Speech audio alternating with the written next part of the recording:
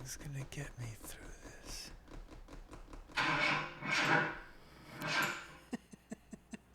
That's how I feel. That's literally how you act. I'm tired. Your engine's not starting. Oh, no. Hold on. Don't give up on me yet. Well, what's that? No, it went into something else. Well, I guess we got the car going. Just the direction's a little off. Ladies and gentlemen, that poor start and collision turning into total destruction and catastrophe must mean only one thing. That it's time for yet another one of the Henry and Heidi podcast. And Heidi insists that I'm in a bad mood. You are. I didn't even want to do this right now because I don't like when we try to do... I'm Heidi May. I tell Henry how he is. No. It's just we've tried to do podcasts when you're in a bad mood before. And they don't turn out very well. I'm fine. Really? Yeah, I'm fine. You've been a turd all day. Henry. Jeez. It's true.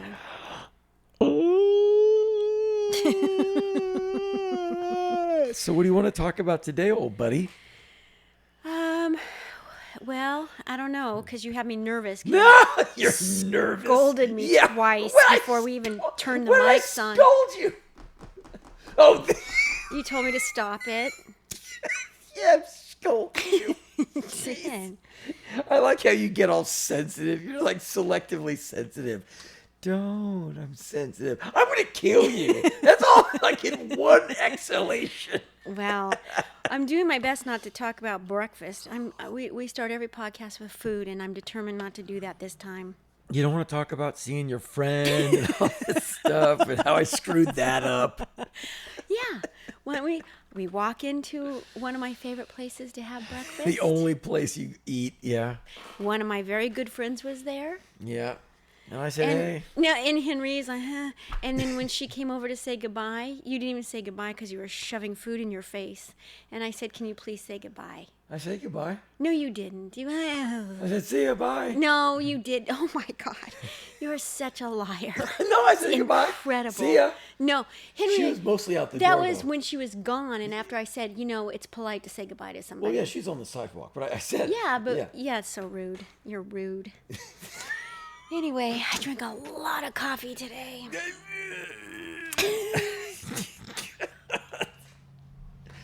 I can't win.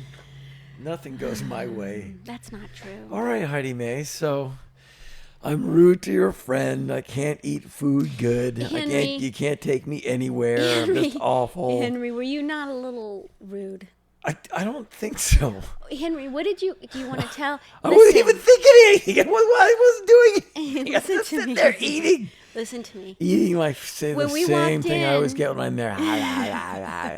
It's time to But eat. listen to me. What? Listen to me. She texted me last night and said, "Can you go have breakfast?" And I said, "No, because Henry is here and I have to go with him and we have things to talk about." Do you want to tell everyone when we walked in and we saw her what you said to me or no? I don't remember. Does she have to come sit with us? That's what you Did I said. say? Henry, do not act innocent. No. Yes, you did. You Okay, wrote- I believe you. Oh my God. What? You're trying to act innocent right now. No. If I said it, if you said I said it, I said it. You don't remember saying that. No. You don't remember saying, does that mean she has to come? I know I said something. Is that what it was? Yeah, you said, does that mean she has to come sit with us? It's a logical question. No, it's not. You should have invited her over. Oh, yeah, that would have been so uplifting. Oh my God. God, you are hateful. You're so hateful. Hateful. Anyway, Henry, this is going to be an interesting podcast because Henry's not in a good mood. I'm But we're fine. going to try. If you yell in my ear one more time, I'm going to clobber you. Well, you know what I thought we would talk about today? What? Jerry Lee Lewis. Oh, the time I hung out with him. Yeah. Yeah. It's amazing. Good stuff. It's good incredible. Stuff. So how did that happen? Well, he had just done an album on Elektra Records. And it's like the first one in a very long time. And they sent me a copy of it. And I listened. It was really, really good. And they said, we want to do a video press kit for Jerry Lee Lewis. And we think it would be great to get you guys in the same frame. We just think you interviewing him. Do you have any interest in that? I said, yeah, I'm a fan. I just think the guy, he's a fascinating guy in rock history. He had incredible talent as a singer and a piano player, and his story is totally insane. And so I said, yeah, I'll do that. And I'm forgetting the name of the guy who set me up. He's the guy who worked at Elektra, but in New York. And so anyway, I started reading up on Jerry Lee Lewis. I knew a lot. Well, I knew some as a fan, but I bought the Nick Tosh's book on him called Hellfire. I bought a lot of his recordings that I'd never heard before, like his Mercury years. It's a lot of music. And I spent a lot of time with all the stuff I did know, and then all this other music I'd never really dug into before, like 70s era, 60s and 70s era Jerry Lee Lewis. And it was really amazing. And so by the time I was to fly down to Tennessee, I was ready. I'd written, had questions and really was ready. And so Did he live in Nashville? No, he lives in Mississippi. But as close as we got was somewhere in Tennessee, and the Electric guy rented us a car, and we drove over the border to his ranch, the place he lives now, the big gates with the piano and everything. And so I apologize for not remembering the guy's name. He's really cool. This is 22 years ago. So anyway, we are driving and we get lost because it's Mississippi and it's dirt roads. We go into this a convenience store, and the Electric guy radiates New York. Black jeans, black shirt, sunglasses, great hair. I look like, I don't know. And so we walk in and everyone stops. And there's the big jar of pig knuckles on the counter. I mean, you are way down there. And, they pull them out of the brine and they put them in a napkin or something. And I mean, I don't know if I've ever seen one eaten. And I remember some places I would go into as a kid had them. It's just something from my youth, but I was like 34 when I saw them. Like, oh yeah, wow. Anyway, we asked where Jerry Lee Lewis's house is, and everyone in the place is looking at us because we're so not from there. And the instructions was out of a scene generated by people you'd pluck out of central casting. And I forget what the woman behind the counter said. Well, you go down the ways till you see the tree that got struck by lightning. And it's then you go by the holler. I mean, it was really like that. And then you make a left where you see the tree that makes like a lightning bolt, shape. And you're like, okay. And we get to Jerry Lee Lewis's home. And we go in and they're ready for us. And I meet Jerry Lee Lewis's manager, Jerry Schilling. Jerry is fascinating on his own because he was one of the Memphis Mafia. He was one of Elvis's guys. And if you look him up, he's in all the Elvis books. I mean, he wasn't kind of in it. He was in it. If you remember the famous photo of Nixon meeting Elvis and in the Oval Office, and apparently that was the day Elvis was stoned, Jerry Schilling was the guy standing next to the Secret Service man outside the Oval Office. Secret Service guy took the door, and Jerry Schilling said, I need half the door. He said, well, I guard the president. He goes, and I guard Elvis Presley. And the guy begrudgingly let him shoulder half the door because the king of rock and roll is meeting with Nixon. That's Jerry Schilling. He now manages Jerry Lee. So he said, look, Henry, Jerry's in his bedroom resting. I met the wife, Carrie, super nice. I'm in the living room. And he said, look, he doesn't suffer fools. And there's ways to know if you're not doing well. If he likes you, he'll call you killer.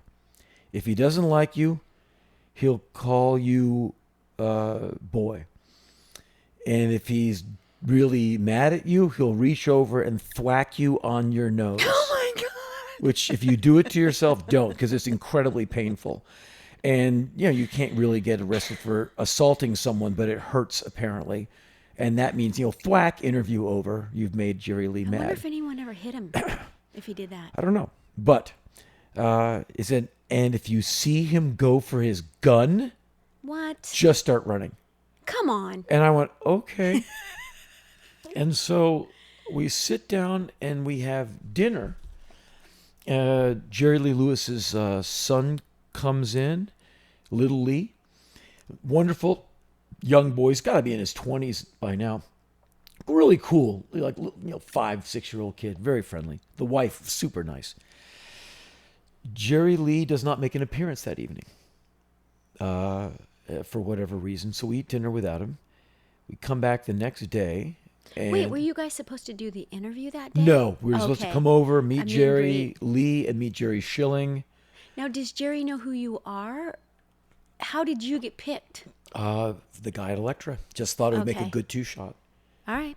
Just like two rock and roll rebels or something, which is so not true. I'm so not a rebel anyway. And Jerry Lee really is. I mean, when you really look at rock and roll history, man, him and guys like Buddy Holly and Elvis and Little Richard, I mean, they turned tables over. I mean, especially like Little Richard and Jerry Lee Lewis. I mean, they were one guy, African American and gay and gospel and in conflicts with God and helping to invent rock and roll as we know it. And same with Jerry Lee, conflicted and nuts, just a true wild man of rock and roll, like for real, like yes. more wild. He's an than, outlaw. Yeah, more than you want to be around. Anyway, so we make the initial meeting, and I sit with Jerry Schilling for a while, and I go over my questions, and he said, "Good, all your questions are good. Jerry will like these." So I think we come back the next day in the afternoon, and Jerry's up. We get there, and his wife goes, "Okay, Jerry's getting himself ready. He wants to be ready for you guys." And finally, Jerry Lee Lewis comes out. And I said, "How do you do, Mr. Lewis? My name is Henry. I'm here to interview you, sir." And he said, all right.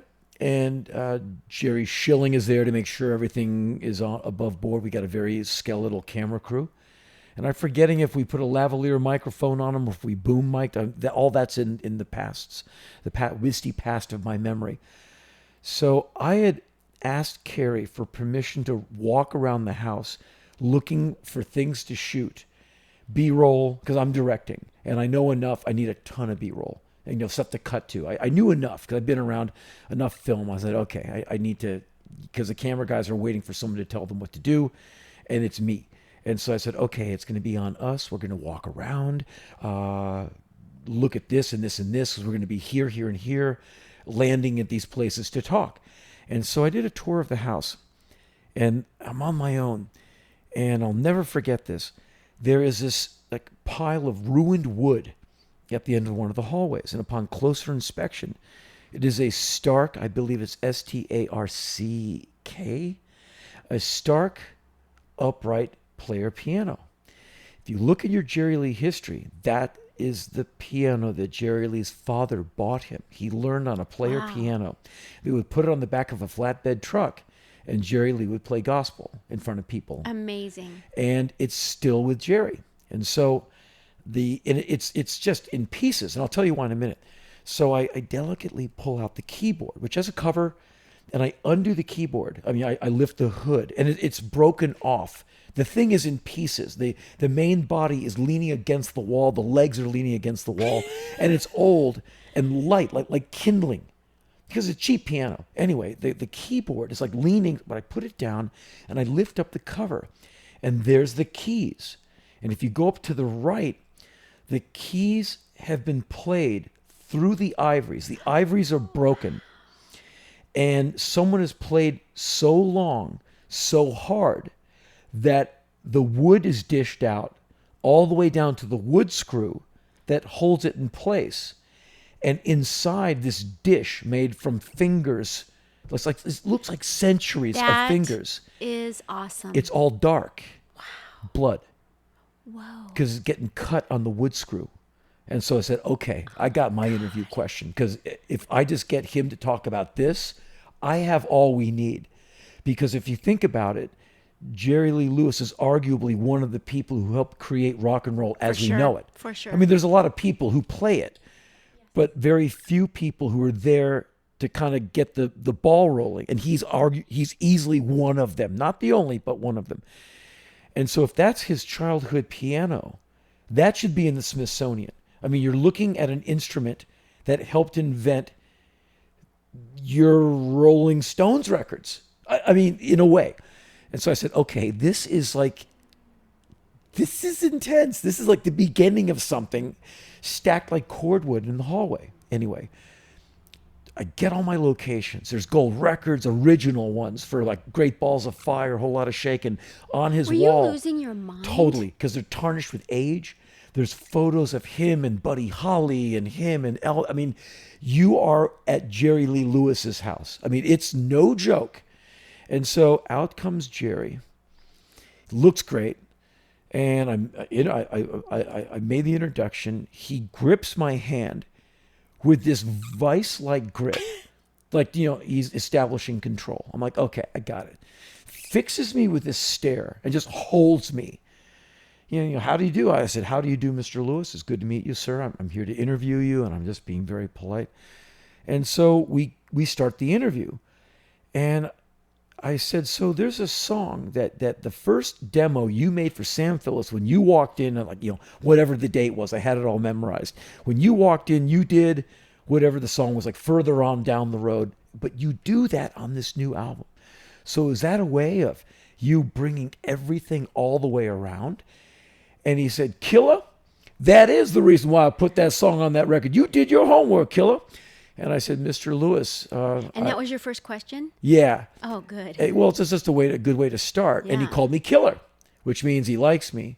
And I looked over at Jerry Schilling. He gave me the nod like, okay, just keep this up. And so I said, Mr. Lewis, if you don't mind, I'd like to ask you about a few things in your lovely home. And he said, okay, Killer. And so we look at the gold records. We talk about that. We go down this hallway. And there's all these photos, home photos, him, playing a piano at a club. There's all these photos of Jerry in like different modes of hair and dress, like the 70s Jerry and like those weird band lawn stretch disco outfits. Like everyone, just what you wore. Big sideburns, like just wild. And I'm looking at one photo where he just looks out of his mind. And I think it's on the left side of the hallway. And out of his mind high? Just bugging, yeah. Okay. And so what do I say?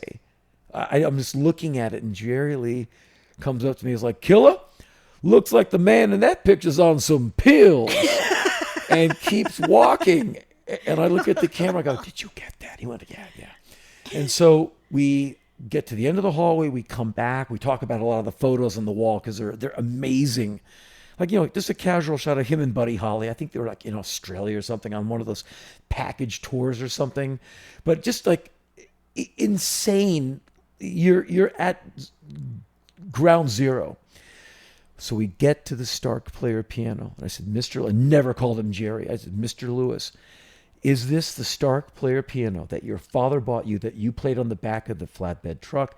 And he said, yeah. I said, okay. And I pull up the keyboard. And I think I rested it on something. I found just some of the piano I could put the keyboard on. Was he okay with you touching it? Yeah, I picked it up and I opened up the keyboard. I said, sir, before we shot, I was looking at this. I had some questions. So this is the keyboard where you learned to play piano? He goes, yeah. I said, so if we look at the right side of the keyboard, the ivories are gone. And the wood is played down to the wood screw. Is this these dark stains? Is that your blood? And he went, yeah. I said, would you mind? And if you don't want to, of course, we don't have to do it. For the sake of the camera, would you put your hands on the keys and just play something? I know that no music comes out, but I just want to bring you back to this keyboard and bring you all the way back around. And he just kind of knocked out some block chords. I said, that's all we need. And so we moved out to the living room. And I said, can we get you sitting down at your piano? He had a real piano in the living room. And the keys are exposed. And I said, would you mind playing for us?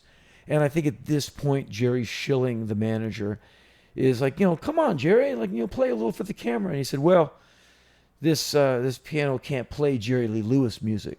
Like wasn't in tune or something. And it wasn't me. I think it was Jerry Schilling who kind of said, look, just like 30 seconds for the camera, Jerry, we can use it. And Jerry Lee goes into performance mode. Could you see a physical change? Oh, the back, he goes straight, the head comes up, and all of a sudden you're like, uh-oh, like here he comes. The killer. Like, yeah. And he just throws his head back like he just has disdain for the world and just starts banging out these chords. And you can tell the piano hasn't been played a lot or isn't getting, it needs a tune up. He probably just doesn't play it. And he's just banged out some real simple chords for like half a minute with this totally defiant, like the embodiment of rock and roll. He's sticking it to the man for like great. 30 seconds. Did you get chills? I would have lost my mind. I stood there in the living room just like, what am I looking at? How lucky am I right now? Really, for sure. And he comes to the end of that and just kind of goes like, and just like kind of just pushes away from the piano. We're like it was just amazing. And there's just me and spectacular. It was incredible. It was like me and the electric guy and the wife and the manager and Jerry and the camera crew. That was it. Wow. And so we went outside. It's got this beautiful ranch. I guess it's called the Jerry Lee Lewis Ranch. It's a beautiful chunk of property. I mean, Mississippi's beautiful anyway. Such a beautiful part of America. And he's got a nice slice of it. So I said, so, sir, the piano, the Stark upright, why is it in pieces? He said, because the IRS came in here and, moved my house out a few times. And they weren't that nice about it. And they broke that piano. That is uncool. And I said, sir, that's one of the, that's one of the origins of rock and roll is that piano. Would you ever consider the Smithsonian restoring it and, putting it on display? And I forget what he said. Hopefully the cameras caught it. But we talked about that and about rock and roll and what it means. We got really deep in on music and talked about the album, which is, it was easy to talk about the album because it is really good. And I said, so let's talk about the making of that record. He says, it's the only time I've ever done overdubs.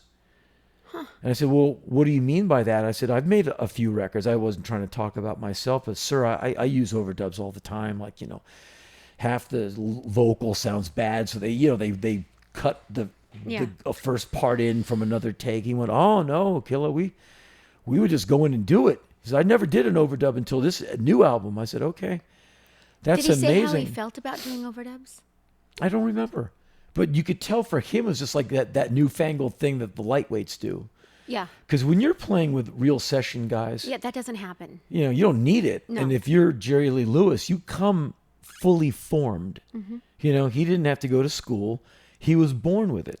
And every once in a while, you do meet someone, or you see someone, who really has it. Like Brian Wilson has it. I've seen him play. You hear the music, and it might be for you, it might not be, but you have to admit that's pretty amazing music. And so Jerry Lee Lewis has that thing, 8 truckloads of it. So he and I got along very well. I was very respectful. I kept my questions short, and he liked my questions because he kept saying, "You really did your homework." I said, "Yes, sir." I mean, and we had a very good conversation. And so Jerry Lee, went back inside, and his manager, Jerry, came up to me and said, wow, I've never seen him respond to an interview, because usually he just gets mad because they say something stupid to him or he thinks he's being made fun of, but he's usually not like that. I'm like, oh, okay, because I don't know. It's just, at that point, I had interviewed a few people, not like now I've interviewed a bunch of people, but I said, okay, well, seemed like it went well. He's like, no, you have no idea. He usually never goes anything like that. It's like, 10 minutes and Jerry just walks out of the room and we're done. Well, you showed him respect. Yeah. And I, had done my homework. And so we're fixing to leave. And wait, really quick. You said that the manager said that people make fun of him? Well, he feels belittled or made fun of. Who would be dumb enough to do that to Jerry Lee Lewis? Probably nobody. Okay. But you never know how people feel, if there's an insecurity, or maybe people feel they're being made fun of. Who knows? I don't see anybody. Well, I don't think anyone's that dumb. Or just not knowing who they're talking to. I don't know. But he said that went, wow. And Jerry Lee came into the room, and he looked at his manager, and he said, Jerry, I want Killer here to do my next interview. He's a great young man. And shook my hand. We did photos together. I still have them. And I shook his hand. Why aren't those hanging up in the office? They're in the archive somewhere. Yeah, well, we should hang those. Anyway, I said, thank you, sir. It was an honor to meet you. And we packed up our gear and we left. Or, maybe, I forget if we drove that day or if Jerry Schilling picked us up. But anyway, there's more. We left, and we were there for like 3 hours. I mean, you don't want to keep the guy too long. And we got what we needed very quickly, because I had it the night before. I got all my locations inside the house, outside, had my questions, and it was very brief. It's not like a documentary. It's a video press kit. You need 7 minutes. So we got like 25, 30 minutes of interview. And so we're either with Jerry or following Jerry in his car. I'm forgetting now, because I know for one day for sure we were in a rental. But anyway, Jerry Schilling asks us, have you guys ever been to Graceland? And I'd been by it on tour before on days off. And but I'd never taken the tour. I said, no, I've been by it, next to it, never in it. And he said, would you guys like to go? And the electric guy was like, man, I'd love to. And so, I said, yeah, sure, of course. So he's, I got an in there. So I used to live there. I'm like, of course, because you're one of the Memphis Mafia. Right. And so we get there, and it's closed for the day, but it's Jerry Schilling. And so we get to whoever the first, uniform we meet. And the guy sees Jerry and goes, oh, Mr. Schilling. Well, step this way. And we walk right into Graceland. And we go into the receptionist, wherever the people who work there. And they see Jerry, who has not been there apparently since Elvis died. And he had to take Priscilla there from Los Angeles. He had to fly her there. So he's getting very emotional. And he's just doing it because his friends are out of town, us. He's just being very nice. And the people who work there, he's royalty. They're like, oh my goodness, hey everyone, Jerry Schilling is here. And security, everyone comes out and they're shaking his hand and hugging him, and it's a big damn deal. And so he said, would you show my good friends, give them a little tour of Graceland? And they went, you got the run of the place. So we've got Graceland to ourselves with nothing but skeletal staff and uniform security. And the nice lady takes us to, well, here's here's where he used to sit and do this. It's the tour. And then eventually Jerry says, I've got it from here. Wow. And so he says, well, here's my old, he walks into the kitchen. He's like, I'm going to see if they still have my old coffee cup. And he opens a cabinet, and all these motion detectors go off, because, tourists are there all day, and people want to take stuff and touch stuff. It's Elvis. And so he just walks in, because it's his old kitchen he used to go into all the time. Everything goes off. And since we're not thieves, we all just stand there, and security comes running in. And he goes, I was just trying to find my old coffee cup. And they're like, Jerry, that's okay, but if you don't mind, you can't. Okay. Because everything is kind of, and he said, okay, I'm sorry. He said, well, can I go to my old bedroom on the sleeping porch? They went, well, you can get as close as here. I'm sorry. And he said, no problem. And so he was like, he had to point at stuff. He goes, well, through that doorway was my bedroom, and that's where I would sit at the dinner table. That was always my spot. And Elvis would sit there, and he would sit, and he just had the whole thing. And he said, we go by the steps to go upstairs to the bedrooms. And he said, one time, we were all on the property, and whenever Elvis is up, one of us has to be with him. Is he thirsty? Is he hungry? Is he okay? Is there a stalker? I mean, like you're guarding the president, but it's Elvis. And so he says, one night Elvis is up. He's like insomnia, had a lot of insomnia. He's always, moving around at night. And someone's got to be with him. Like, Elvis, are you okay? Do you need a sandwich? Whatever it is. So he said, Elvis is in the living room playing You Will Never Walk Alone on piano. And I'm sitting on these stairs right here. And he's like, he's sat down. He's like, I was sitting right where I'm sitting right now. He just like sits down on the stairs. And he said, Elvis knew I was sitting there. And he played You'll Never Walk Alone for me. Aww. It's like 3 a.m, just the two of them. Wow. And Elvis is playing and singing, knowing that Jerry's back there. And there's all, Graceland's built for tourists. So there's like tons of photos and everything's behind glass and you could look at stuff. So we're going through this one hallway full of photos and things to look at. And you start noticing Jerry Schilling in all these photos. He's a young guy, all these like red curly hair. He like look total badass. Like, like we'll beat you up right now. It's like a really no nonsense, like take care of business guy. And it's in the, 70s, I guess. And he's, young and really, alpha.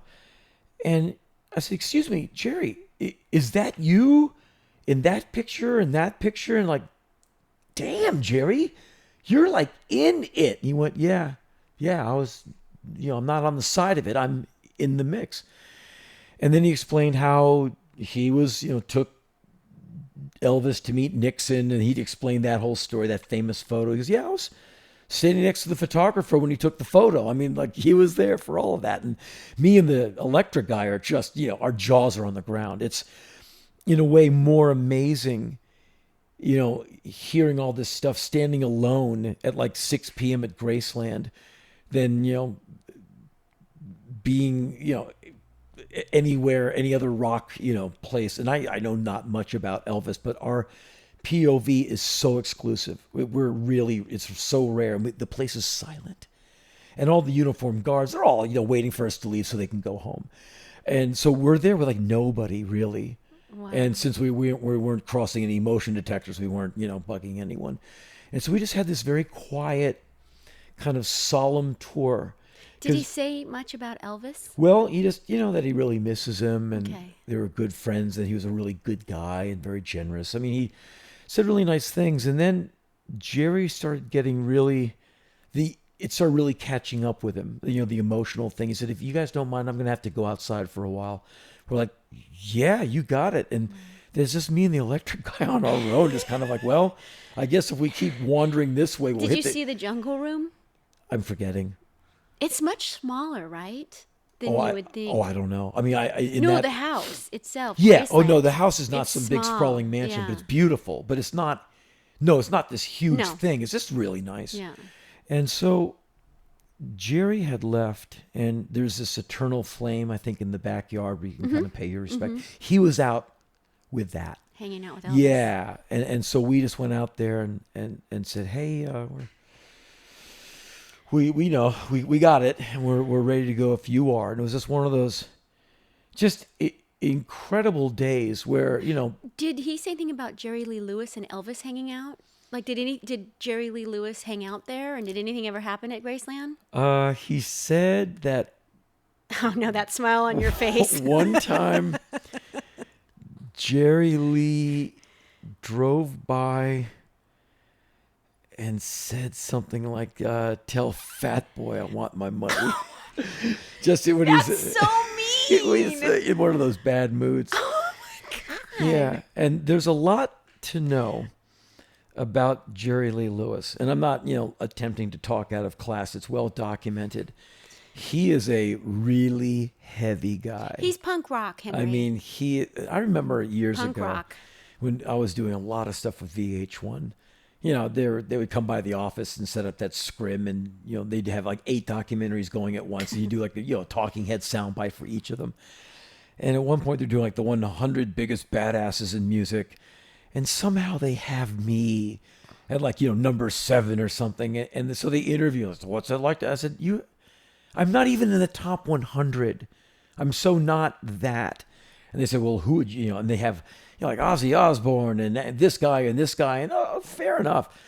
But I said, the number one is Jerry Lee Lewis. I mean, he took more drugs than all of you put together. He's a scary, volatile, capably violent guy with like evil genius, like ridiculous chops on the piano. Like that's the thing that bugs me most about the perception of Jerry Lee Lewis. No one talks about. They talk about the niece and all that stuff, but like, can you just wait a second and listen to him play piano? Do you mean his cousin? Being married to his cousin? Yeah, Okay. that all the Yeah, sure. all the tabloid stuff. And I can't defend bad behavior, but I can defend behavior that doesn't know it's being bad. And if you read up on Jerry, his mom was married and pregnant at a very early age, and this person down the street, I mean, that was the world around him. He was not thinking, oh, I'm going to get away with this. It's what you did. And that's why when he went to England with his young bride, they said, so who's that? That's my wife. And they went, what? He went, what are you looking at us funny for? And he didn't understand why everyone was so mad. And that got him in a lot of trouble. I mean, it kind of... Well, it took his career away for a while. Yeah, and he really didn't... He wasn't trying to do anything wrong. It really is kind of not unusual for that neck of the woods. And you can read about, Jerry Lee Lewis and the Nashville Teens. That I think was his band when he was kind of sort of in exile. Anyway, he was really nice to me. And, the next evening, I'm back in Manhattan. The whole thing was like 2 days, 3 days. And I was living in New York. And I'm back in New York City going, did that really happen?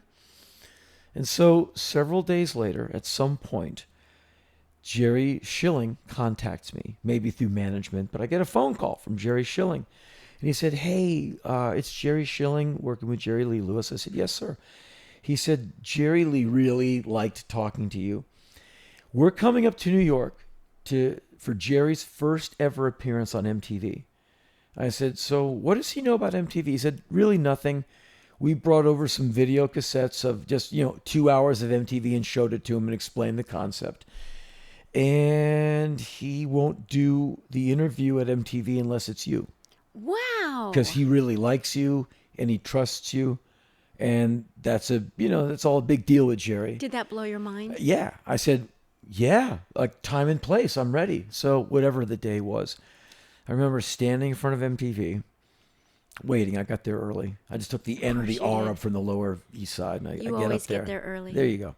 So I'm standing there waiting around. The limo pulls up and I open the rear door and Jerry Lee comes. I go, good afternoon, Mr. Lewis. And it's like we had never stopped talking at his place. And he basically starts walking right in, large and in charge. And I just kind of like run after him and Jerry Schilling is in tow. And he looks at me and says like, Killa, MTV is what all the kids are watching. And I said, yes, sir, Mr. Lewis. And we go in and everyone at MTV, captain on deck, everyone just kind of like stands at attention like, damn. As you do. Yeah, as you do. And they mic'd him up. And I did kind of sort of the same interview I had just done with him, but more bigger history, like rock and roll and where is it now? And you have a new album and what does that mean to you? And just stuff like that. And the interview went okay. I remember distinctly that he was kind of nervous. It seemed like it was a lot of activity for him, like the kind of the clang of New York, the bright lights, all the movement. It seemed to, because he's a real, where he lives, That's man. a lot of stimulation for. Yeah, and where he lives, it's like frogs at night. Right. I mean, you're way out there. Mm-hmm. It's quiet, serene. And so I think, and it's not like he's not used to big cities, but I think MTV tripped him out a little because there's just hustle and bustle and, people moving around. And I think the whole thing, because he was very subdued compared to when we're in his living room and he's like, pointing at this and showing you that. And it's like, you're in his space. At MTV, he was much smaller in comparison as far as how he conducted. He wasn't like, well, killer. And he was very polite. He was very courtly. And so we got this interview, and at times it was kind of odd. Like he would just kind of, it was hard to get answers out of him at some point. He just seemed like he just wanted to go. And so I said, Jerry, it's like a few more questions, and they really want, and you're doing great, and then we can get out of here. He's like, okay, killer. And by the end, he was almost like pliant. And afterwards, Jerry Schilling said, Henry, thank you. Yes, he was kind of nervous being here. And thank you. You made that really easy for him. I said, wow, there were some moments. Yeah, that was a little difficult. But it's okay. Was he getting frustrated or angry? Or No, more, I think, succumbing just to a case of nerves. I think MTV just tripped him out. Huh. All these young people around him. I just don't think he was out of his element, I guess. Yeah, I don't think he had ever been in an environment like that. But what was it like for you? I mean, you're standing in front of, rock and roll legend. Well, the thing I just kept remembering is I have a job to do. I got to get these questions answered. And so does it hit you when you're done? Like, do you go back to your apartment and think about, is this when you were living in New York, I take it? Yeah. And both times, the time when I came back from Mississippi via Tennessee, and then the afternoon when I just took the train back to my apartment, the whole whoa-ness of it hit me later. At the time, I was just getting the work done. Because I'm at MTV, the cameras are on, I got to make a good interview. Because my job is to make Jerry Lee look good. If he's nervous, that's a problem for me to take care of. I'm the interviewer. So if he's nervous, it's on me to neutralize that. And so he was kind of getting just nerved up. And I just remember just saying, Jerry, just look at me. Just look at me. We're the only people here. Just you and I are talking. He's like, okay. And I said, just forget everybody. Just you and me. Just talk to me. And he said, okay. And he would loosen up. And then he would kind of get uptight again. I'm like, just you and me. And I just kind of led him through it. And it was just a different interview than when we were back at the house. Both of them were good, but you could tell, the environment, he was just out of his element. Yeah. And it seems like he drew power from being in his familiar space. The wife is there, all his stuff is on the wall. You can be in awe.